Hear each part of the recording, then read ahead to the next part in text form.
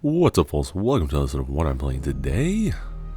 Sonic 4 Episode 1. Sonic 4 Episode 1 for the Xbox 360, played on Xbox Series X. That's a mouthful. This should be a full playthrough, like, realistically. I should do a full playthrough. I haven't touched Sonic 4 in, well, probably about 11 years, or whenever it came out. Like, I have not touched this game. Realistically, I should do a full playthrough. Realistically, I don't think I will. The music. The music. Oh, dear me. Could not find you. Let's start the game. There we go. Let's turn that down. We're just going to play until I feel like not doing that anymore. Oh, God, he's so glossy. I love it, too. Like, this is like the exact intro to Green Hill Zone. Like, you got Moto Bug, you have Ledge, and then it's like, oh, now it's a whole game. You got friggin' Chain Chomps, you got Chompers. Yeah, so this is Sonic 4. There's a homing attack, which I think was inspired to make the game feel more modern and feel more high speed and whatnot, and it doesn't really do that. As I'm playing this again, even though this game is in HD, it feels like the camera's a little too close to Sonic, and I feel like that's something that's understated by, or underestimated, I should say, by a lot of people. Oh, the dreaded uncurling. We get to the top of a slope, he just goes into full spread eagle, just taking it.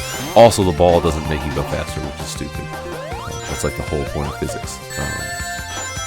So I guess you can collect most. Oh, bro, like invincibility. What are invincibility frames? The homing attack, yeah, the screen looks like it's too close to Sonic, so I don't really know what's happening, like what's coming up.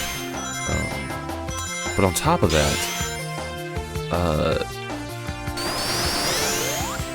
the homing attack, I don't know what I'm saying, but it's just weird. There's also the air dash, which like throws me off because now I'm on the bottom route. I don't know what I was gonna say.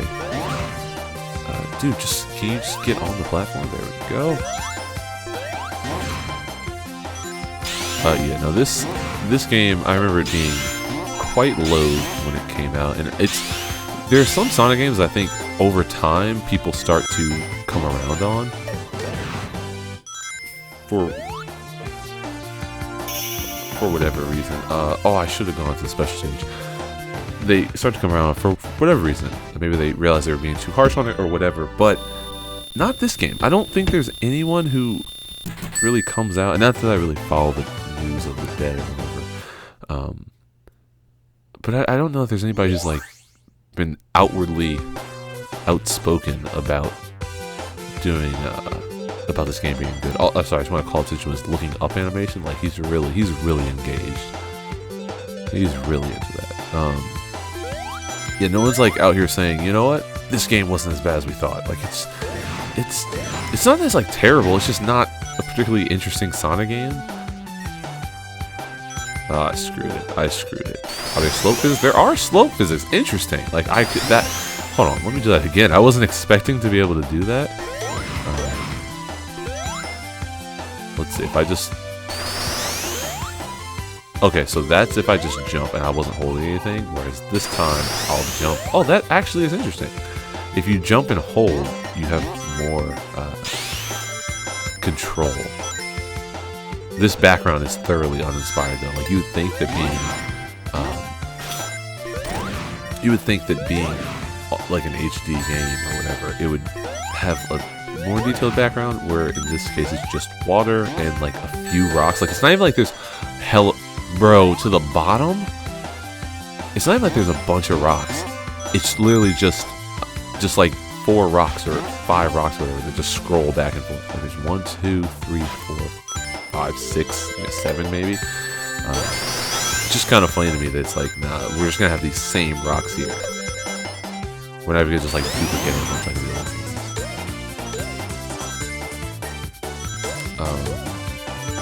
What was I gonna say? I was gonna say something else about something. This game originally released on the Wii. I think it was like Wii exclusive, and I have it on the Wii. That's where I first played it, and it's just kind of funny to me because then when they came out with Sonic 4 Episode 2, that was not on the Wii for whatever reason. And so Wait, what? I had to go backwards? It wasn't on the Wii for whatever reason. And so I had to buy Sonic 4 Episode 2 on the Xbox 360, and then... So I'm trying to make sure I can get these jump shits right. Oh, see, the uncurling at the end of the air dash is a huge issue, because you're vulnerable. Why am I vulnerable after jumping? That's so dumb. And yeah, so I bought Sonic 4 Episode 2 here, but then, like, to be able to play them together, I guess, I bought Sonic 4 Episode 1 here again, which is good because the Wii, I mean, my Wii is actually set up. It's not plugged in, but it's, like, over. Oh, we got times of day. That's the one thing that's good about this game. We have time of day changes, which, if you know anything about what I enjoy about video games, I love a good change of the time of day. Pokemon Gold, Silver, Crystal, and Pokemon Platinum, or Diamond, Pearl, Platinum are two of my favorite in the series. Two of my favorite generations in the series, just because they employ noticeable, noticeable times of day changes. Like they're actually like new, like there's like I think 5. There are always 5 times of day in Pokemon games, to my knowledge. But Diamond, Pearl, Platinum could actually display the differences, like the visual color, temperature differences between the 5 times, whereas like morning and day kind of the same, and then there was evening, and then there was night in This is like some terrible level. Where am I supposed to go here? Alright, here we go. Whereas Gold, Silver, Crystal only display the 3 times, like 3 different times of day, even though there were technically 5, like morning, day, afternoon, evening, right? I think it is, something like that. But yeah, I love a good time of day change, so this gets points in my book for doing that. Like, this is like a Sonic fan game. Sonic fan games love the time of day changes.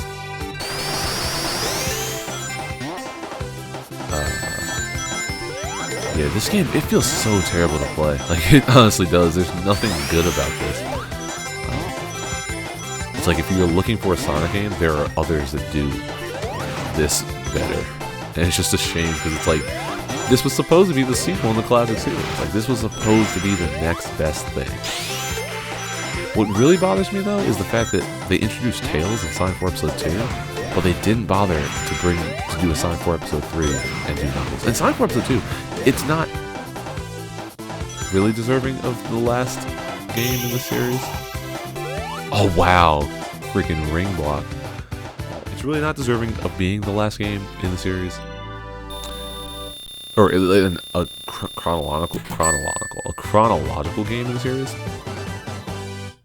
But it's better than this. And so, the fact that like Sonic 4 Episode 2 improved upon this game, I'm like, they really should have bothered to make another one. That would have been kind of neat. This sounds like some carnival music, though. Not gonna lie. Also, for some reason, you can't hit him early.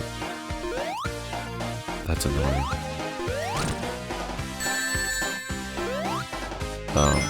I will say, the biggest issue with this game is the momentum, or almost like lack thereof. Oh, that's how you're supposed to do it. You're supposed to homing attack target him.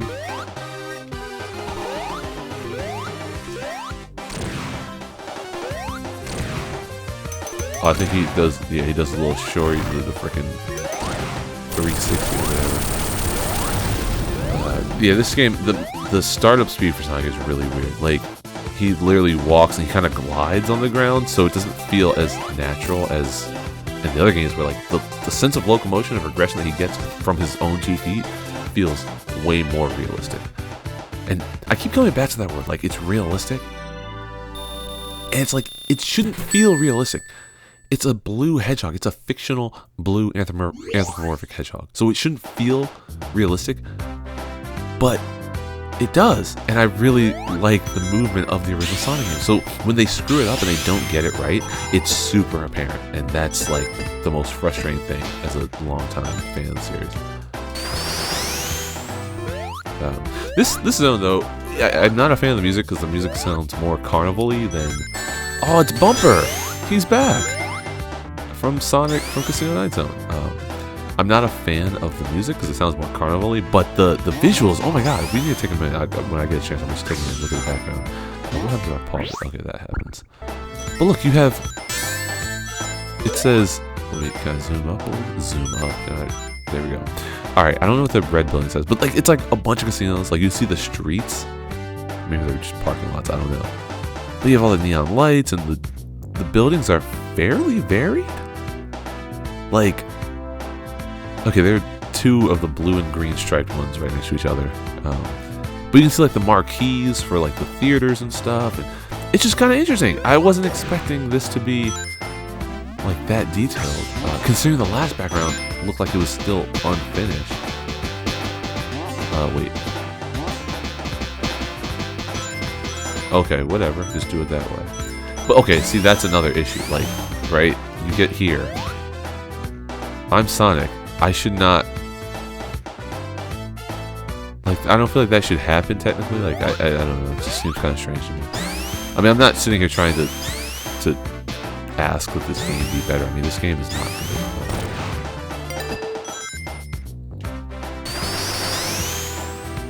It's so middling. Like, that's... And it's weird, too, because it's not the worst game in the sense of, like, it's not broken.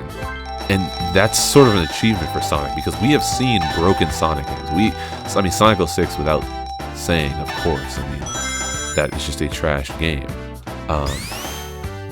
But even like Sonic Frontiers had some bugs, and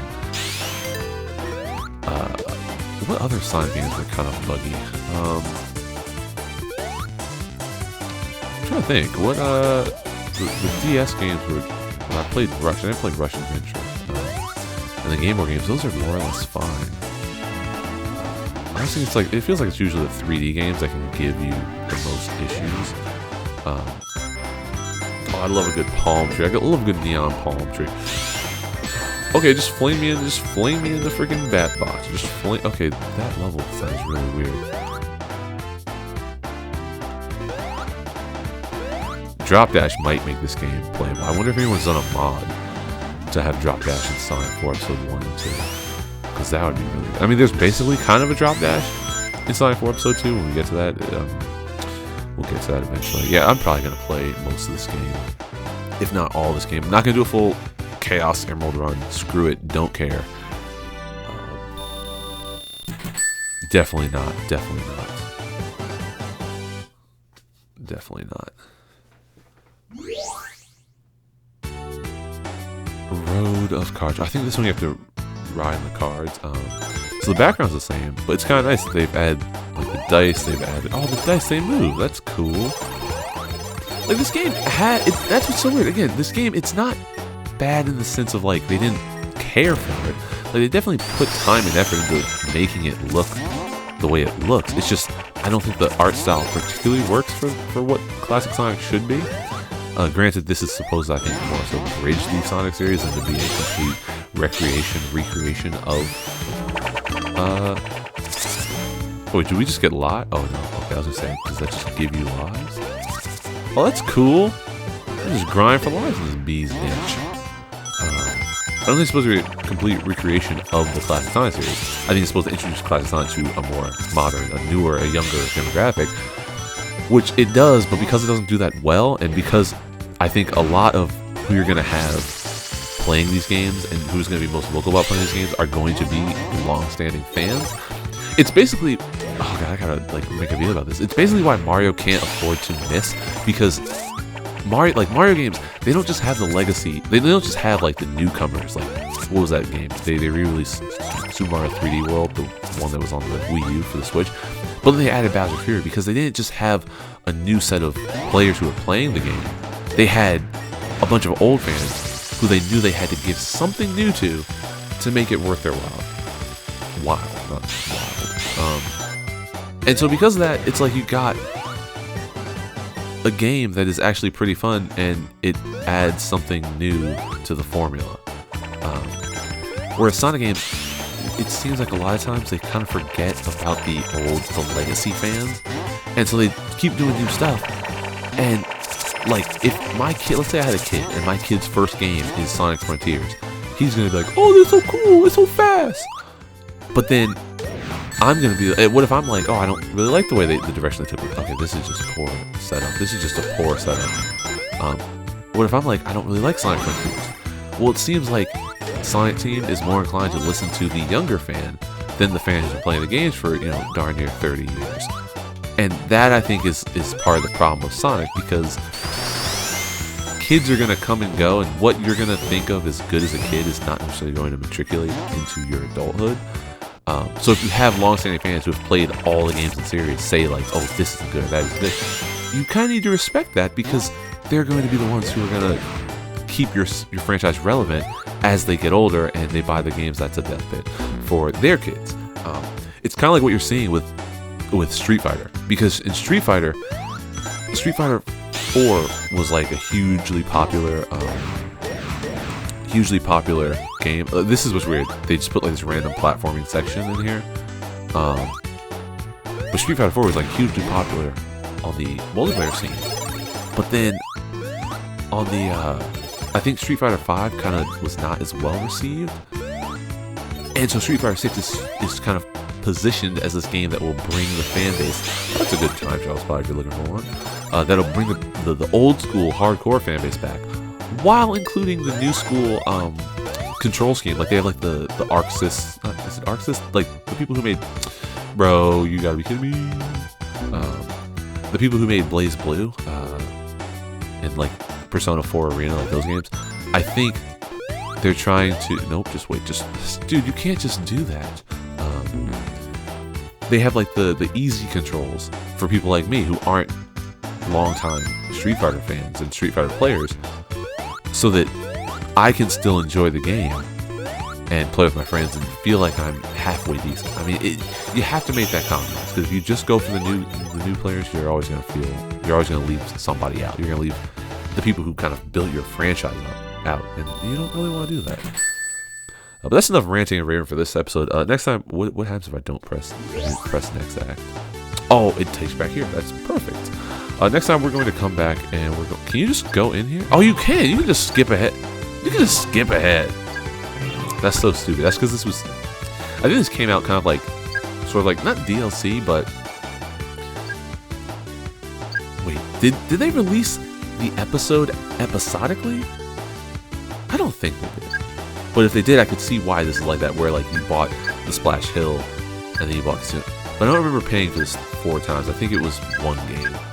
But that's just so weird that you can just skip ahead to whatever you want. But anyway, that's going to do it for this episode. Next time, we'll come back and finish out Casino Street and head into Lost Labyrinth Zone before heading off to Mad Gear Zone. Okay, I feel like this zone, this will test my patience. I have a feeling that it will. I remember it being fairly difficult. Maybe that's the final zone, episode 4. I don't know. But anyway, we're going to do all that next time on Let's Play Sonic 4, episode 1. As always, thanks for watching. I'll see you in the next one. Have a great day.